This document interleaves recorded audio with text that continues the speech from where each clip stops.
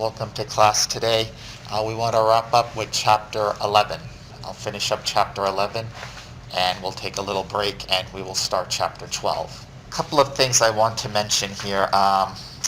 Maybe after our break we'll talk about the lab reports. I printed out some sample lab reports so you can use that. I don't know how Dr. Hooper did it, but I'll give you a lab report that you can use sort of as a guide to turn in your 4 labs. That's number one. So hopefully people will show up and then they can see the lab report examples. It's in my office. The second thing is I did make a mistake in the last lecture. It's not a major mistake. I found that out when I was emailing you guys the recordings. I was talking about vapor pressure, right? And in my talk about vapor pressure, so we were talking about vapor pressure, and you guys were, saying water has less vapor pressure than this. Here I wrote propane. It's not propane, it's butane. Okay, methane, ethane, propane, and then the 4th carbon makes it butane. Add another carbon, pentane. Add another carbon, hexane. Okay, alkanes. It's butane. So just want to clarify that, and my apologies, but everything else is the same. Good with regards to the explanation. All right, now something totally new towards the end of this chapter, and that is a heating-cooling curve. They ask these questions on MCAT, for those of you that are taking the MCAT or whatever big exam that you're going to take for your career. This is one of the concepts that they talk about. So let's go ahead and let me see if I can explain this to you. It's called a heating and cooling curve, and specifically we're going to be talking about water. Okay, water. It could be for any liquid, but we're talking about water. So let me just inform you about the axes here. On one axis we have time, minutes, seconds, hours, whatever. And then on the y-axis we have temperature. Okay, temperature. So if we're going this way, this is heating, right? So, I want to tell you that this graph can go both ways. It can go towards one direction or it can go towards the opposite direction. If we're going this way, okay, it's a heating curve. We're heating. Okay, if we're going the opposite way, okay, what's the opposite of heating? Okay, so that's the first thing I want to tell you guys. Second thing I want to tell you guys is heat has the lowercase symbol designation Q. Lowercase q means. Now, will you guys agree with me that if I heat something, I'm adding heat? And if I cool something, what am I doing? Am I adding heat? Yes, removing heat. Removing heat. So here we're adding heat. If we heat something, this Q is going to have a positive value. Okay, whatever joules, whatever number it is, it's going to be a positive value. Okay, because why? I'm adding heat. You just have to associate a positive number with you or me adding heat. Now, what happens if you release heat? What will be the sign for heat, lowercase q? It's going to be the opposite. It's going to be negative, right? Okay.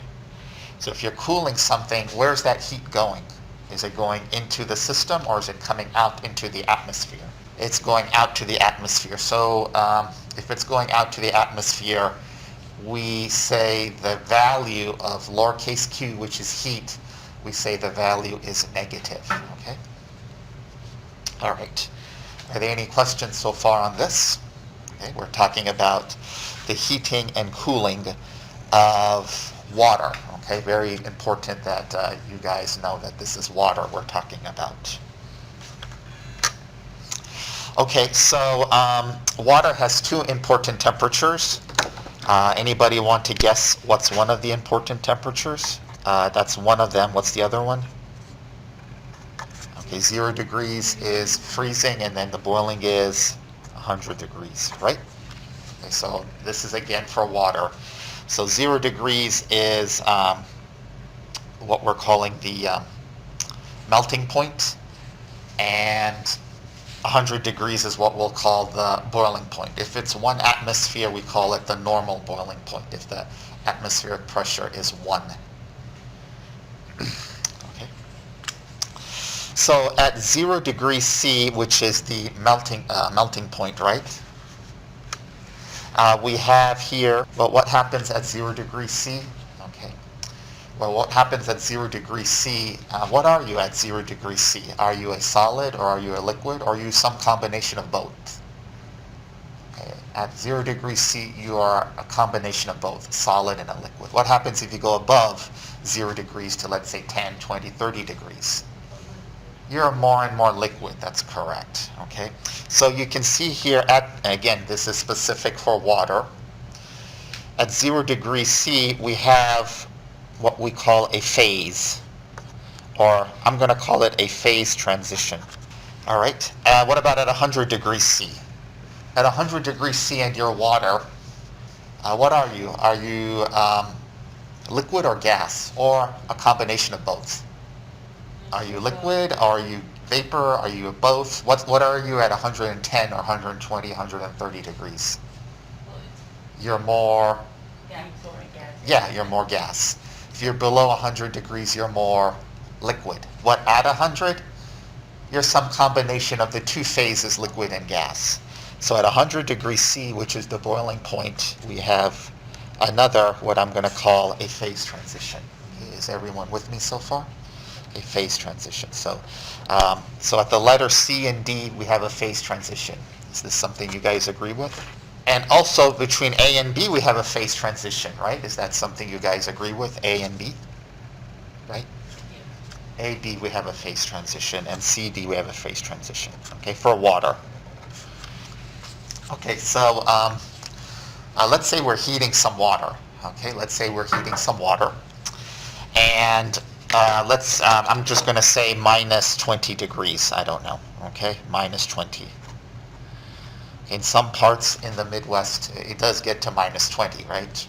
You know. So let's say we're at minus 20 and we start heating. Okay, we heat. Okay, we're heating, and then we hit 0 degrees. We hit 0 degrees. Okay, and we continue to heat. Okay, what happens? We go from A, and we heat. You see something is happening at 0 degrees, okay?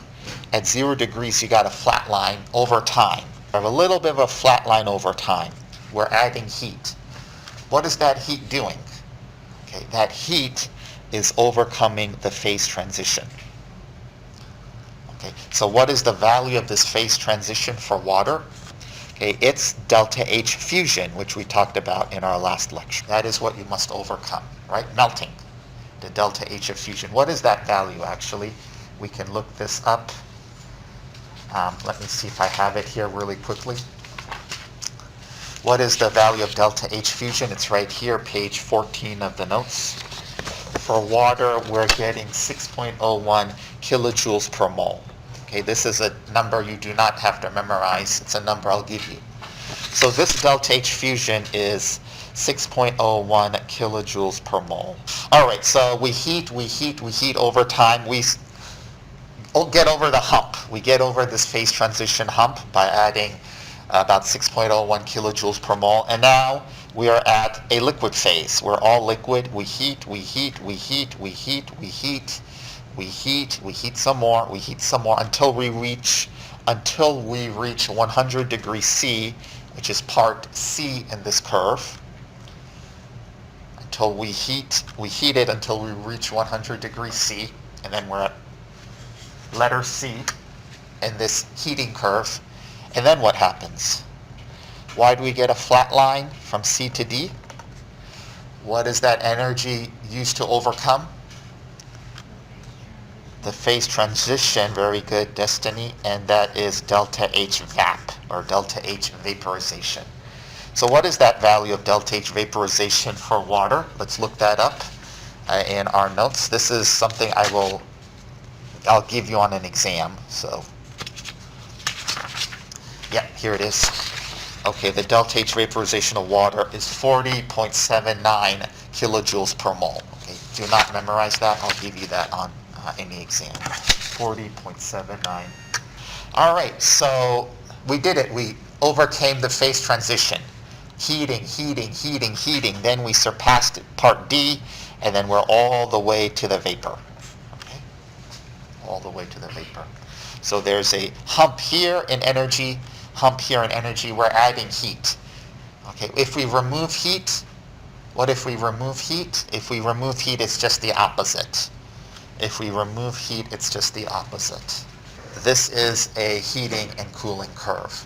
So let me give you an example of how we use this. Okay, a couple of equations here that you should know. This is a general chemistry 1 equation. Okay, and I'll give you the equation on the exam. But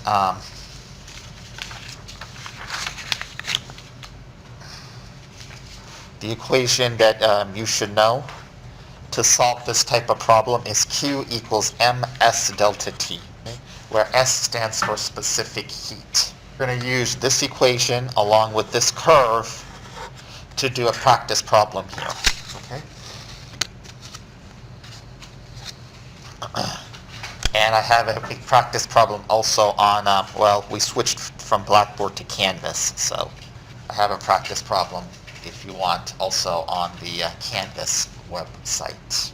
All right, so this is sort of like a real-time curve. We're heating it over time, or we can cool it over time. Let's do this problem. Okay, let's do this problem together. Calculate the heat released. Released. If you're releasing heat, is your Q positive or negative? Negative, very good. Okay, your Q is negative. Okay, Q is heat is lowercase q. When 68 grams of steam at 124 degrees C is converted to water at 45 degrees C. All right, a couple of constants I need to give you in order to solve this problem. All right, so obviously, if this were an exam, I would give you the constants. I will give you this equation, though. If you're taking MCAT or all those exams, you may want to memorize this. Q equals ms delta T. A couple of constants I need to give you in order to solve this problem. The specific heat of steam. Specific heat of steam, H2O, is 20.3 joules over grams degrees C. Okay. That's one constant you need to know to solve this problem. Okay. Do not memorize. The specific heat of liquid water, 4.184 joules over grams degrees C. And that's it. Those are the only two constants you will need to solve this problem, okay, the specific heats. All right, how will we solve this problem then? Let's all take a step back and see what we're trying to do here. Okay, calculate the heat released. So you guys were correct. The heat is being released when we go from 124 to 45. So are we heating or cooling? 124 to 45 is cooling, right? Everyone agree with that?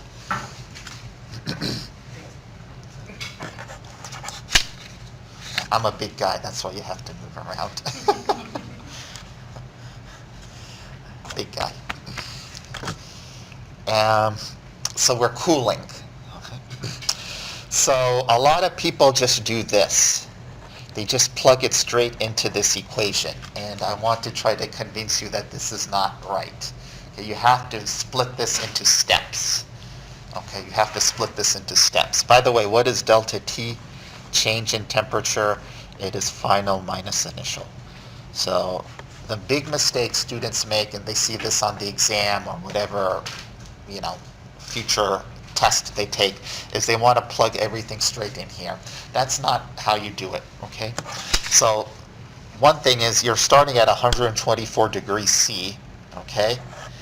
And then you cool. You cool, you cool, you cool, you cool, you cool, you cool, you cool.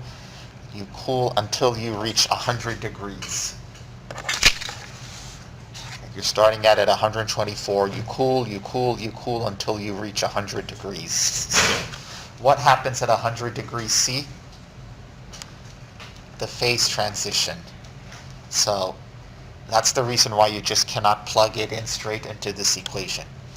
All right, you cool, you cool, you cool, you cool, you cool, you cool until you reach 0. What happens at 0? Phase transition. Then you cool, you cool, you cool, you cool until you reach the final temperature. Okay, here we only have one phase transition. What is that one phase transition? 124 to 45. before 45. What do you have to get to? 100, right? And then from 100, what do you have to get to? 45. Okay, right? So you have to split it into steps. So the first step here is, so in step 1, we have to cool this. So we're cooling from 124 degrees C to 100 degrees C. Okay, everyone see that? Because at 100 degrees C, we have our phase transition. Okay? So that's step 1. So when you're cooling, you can just plug it into this equation. Q equals ms delta T.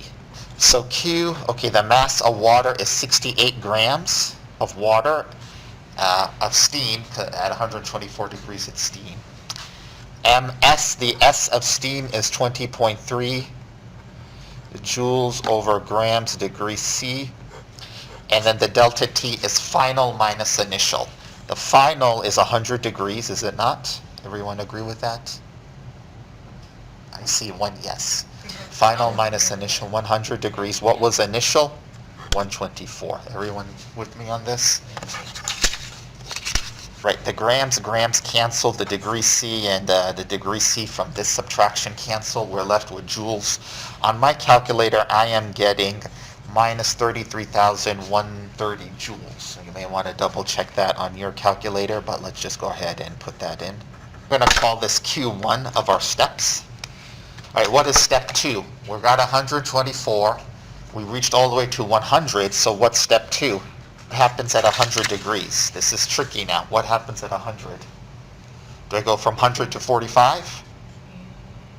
What happens at 100? Transition happens. Okay, so at 100 degrees, that's our Q2. Our step 2 is we have a phase change at 100 degrees. Everyone see that? You can't just go from 124 to 45. You got to go to 124 to 100. Then at 100, what do you have to overcome? HVAP, or delta H vaporization. Very good. Okay, so it's 40.7 kilojoules per mole. That's for 1 mole. That's for 1 mole. This is another mistake. These problems are filled with so many traps and landmines you wouldn't believe. That's for 1 mole. Do we have 1 mole? Let's convert that to moles, okay? Let's convert that to moles. So we have 68 grams of, I'm going to call this Q2, 68 grams of steam, 68 grams of water. Hannah, this is 15 here is not part of the of the equation. Okay? You said 15 is a part of the equation. This 15. Oh, I did not see it, so we were good. We were good. So that's just a page. You didn't get the joke? I got it. I didn't see it, though. Okay. All right, 68 grams of water. Okay, let's go ahead and convert it to moles. 1 mole of water, about 18.04 grams of water. Remember this? Hydrogen is about 1. You multiply it by 2. Oxygen is about 16. Multiply it, You add the numbers from the periodic table. All right. And for every 1 mole of water, it's this much that needs to be this much energy to vaporize 1 mole. Okay. So for every 1 mole of water, it's 40.79 kilojoules. Okay, this is delta H VAP, remember?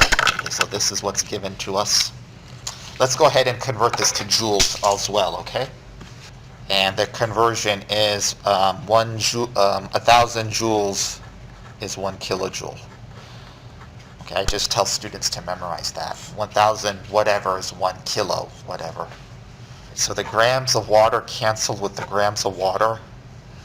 the moles of H2O cancel out with the moles of H2O. The kilojoules cancel out with the kilojoules. All right, we're left with joules. Doing this on my calculator, 68 times 40.79 times 1,000 divided by this number. You can check to see if I'm correct. It's minus 154,425 joules. That's what I get. Okay? And that is Q2. Okay, our second heat. All right. Finally, we are past 100. Okay, we're past 100. Now what's next? What comes after 100? We got 124 to 100. 45. Yes, 100 to 45. That's step 3. And step 3 is cooling from 100 degrees to 45 degrees. Cooling from 100 degrees to 45 degrees C. And I'm going to call that Q3. Here we're going to use this equation one last time. Q equals ms delta T. Q is the same 68 grams of water. The specific heat, what specific heat we'll use? Don't use the specific heat of steam. You get me, right? Okay. Use the specific heat of water, right? Everyone see that? 4.184 joules over grams degrees C. Change in temperature. Final temperature is 45 degrees C. The initial temperature is 100 degrees C. Final temperature is 45. Initial is 100 degrees C. I want to tell you guys the grams cancel. The degrees C and degrees C cancel when you do this subtraction. So 45 minus 100 is minus 55 degrees C. Minus 55 times 4.184 times 68. I'm getting as my answer minus 15,648 joules. Okay, so again, you can double check my calculations. So finally, we can get our answer. The answer is the heat that's released, heat Q released, when water at 124 degrees C gets cooled to 45 degrees C. Here, this is at steam, and this is liquid water. Heat released is going to be Q1 plus Q2 plus Q3,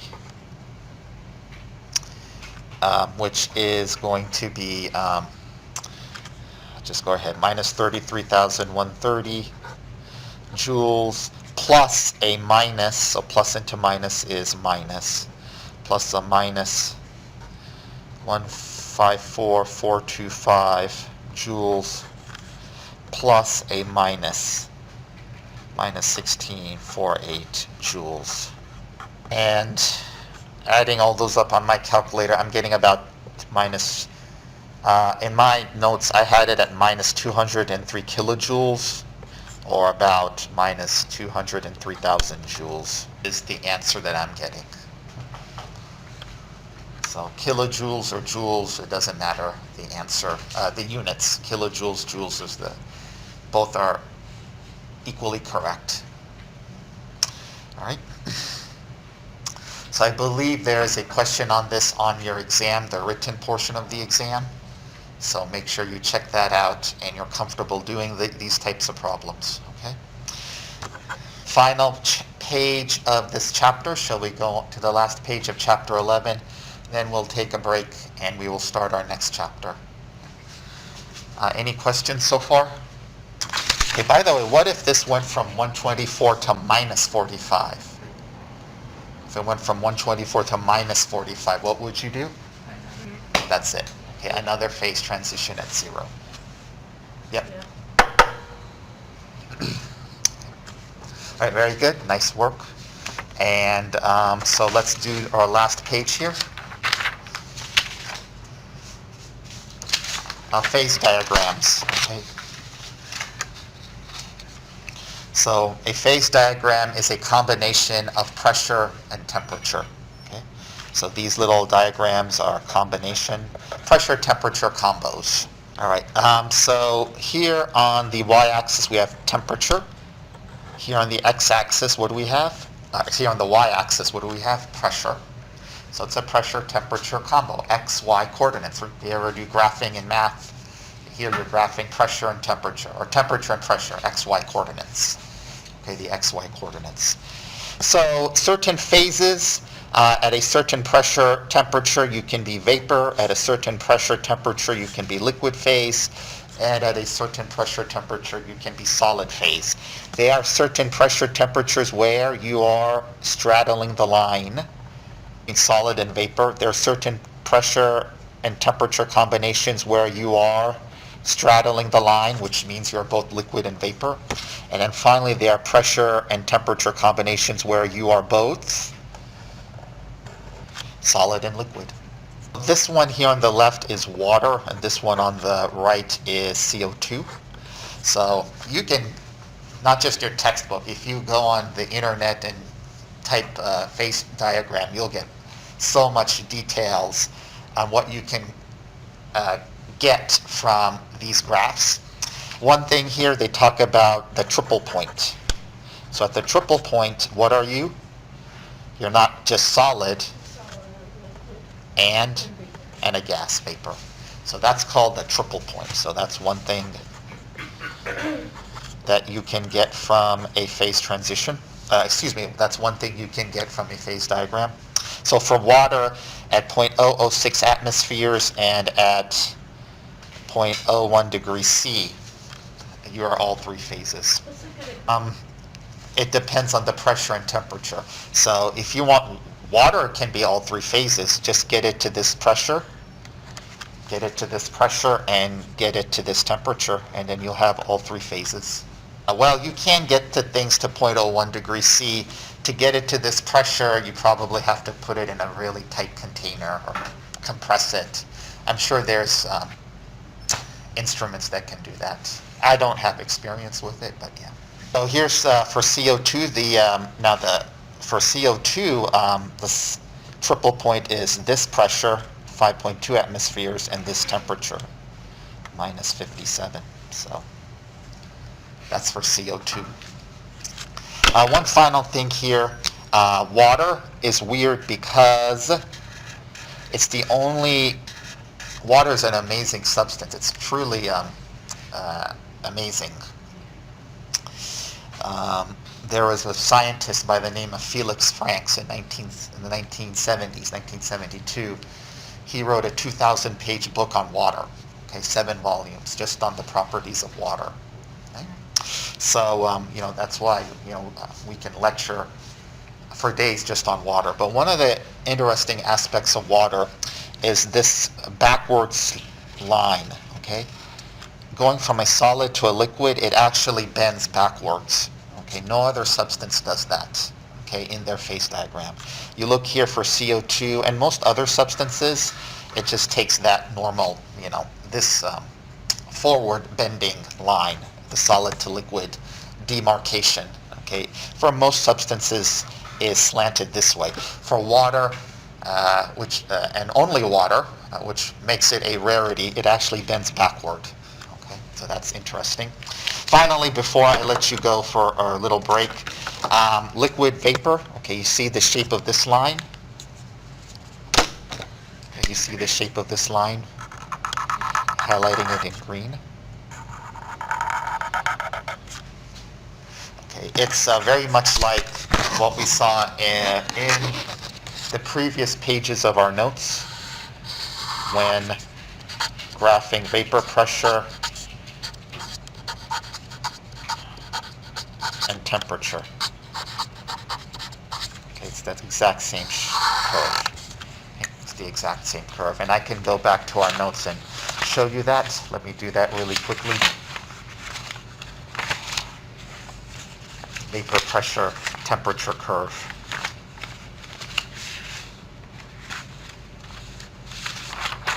See this green curve? Just like this yellow curve. Okay, vapor pressure temperature. Okay, the profile is exactly the same. Okay, and remember, if we're at 1 atmosphere of pressure, extrapolated to the point on the curve, this is called the normal boiling point. A couple of things we can get from the phase diagram. Number one, first important point, it's a combination of pressure and temperature. Number two, we have the triple point. Point number three, the uniqueness of water in that this thing bends. And important point number four, this line here, the liquid vapor line, is the same as your vapor pressure temperature line, a curve. The liquid vapor curve, is the same as your vapor pressure temperature curve that we saw before. Also, if you're at 1 atmosphere of pressure, that temperature is the normal boiling point. Right, so a couple of important points that you can get, one of many. Here's several things you can get from the phase diagram. There's something called critical fluid, supercritical point, blah, blah, blah. But these are the things that I can tell you off the top of my head. Okay, so that finishes Chapter 11. I want to tell you guys to do your Chapter 11 homework problems and turn your work in, upload it in, do whatever you have to do to upload it in, and I'll put in the 10 points. Okay? So we will take a break and let us reconvene at around 9:25-ish.